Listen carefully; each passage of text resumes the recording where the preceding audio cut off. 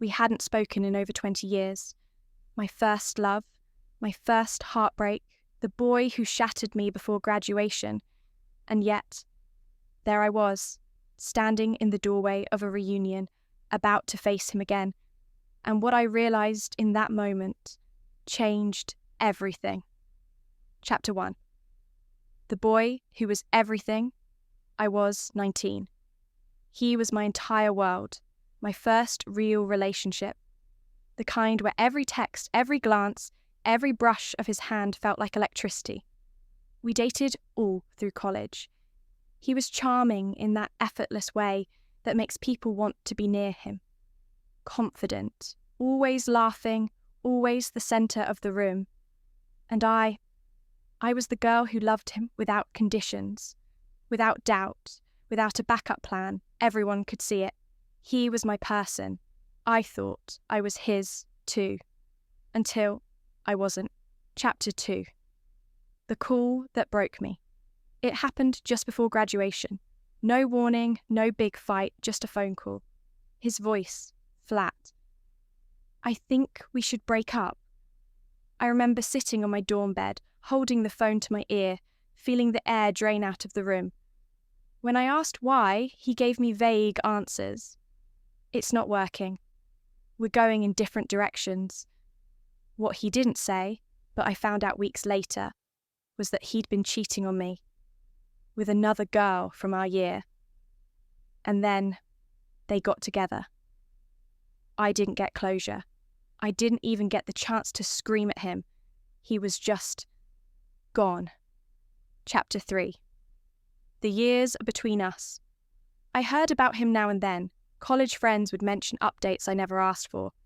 He married the girl he cheated on me with, then divorced her, then married again.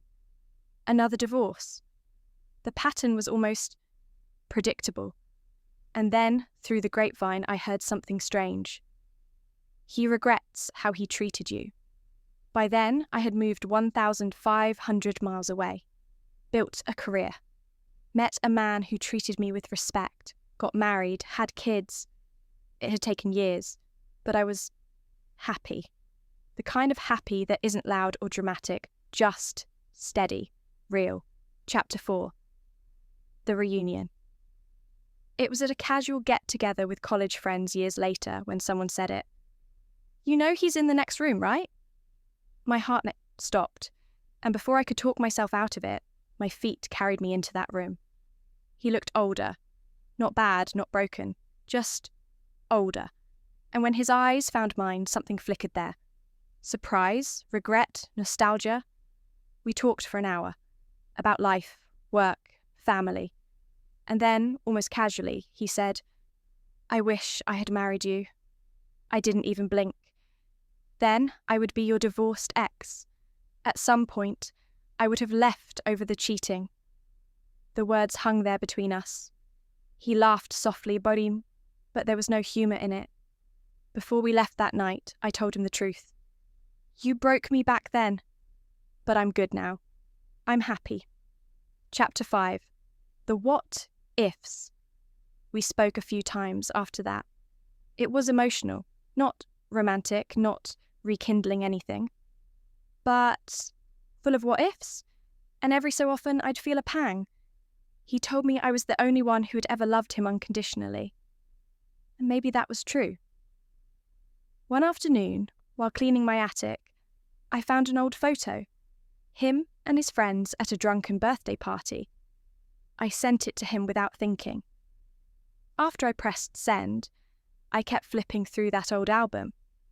There we were, younger versions of us. And for the first time, I noticed something I had never seen before. Chapter 6. The final realization. In every photo, I was looking at him like he was the most important person in the world. My eyes glowed with it. That deep, naive kind of love you only get once. But his eyes? They weren't looking at me that way, not in a single picture. I sat there with that album on my lap and finally understood. He wasn't nostalgic for me.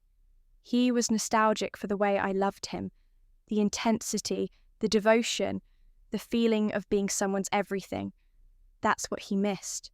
And that's when my heart, the part of it that still carried even a thread of him, finally let go. Chapter 7.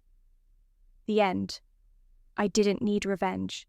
I didn't need to prove anything. I had already won, because I had built a life that couldn't be shaken by his regrets. And for the first time in decades, the story of us didn't hurt anymore. It had reached the end. Sometimes closure doesn't come from an apology or from hearing I was wrong.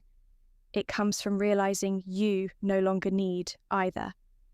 If this story hit you in the heart, hit that like button and tell me in the comments. Have you ever seen your first love again years later? Did it give you closure or open old wounds? And of course, subscribe for more stories just like this.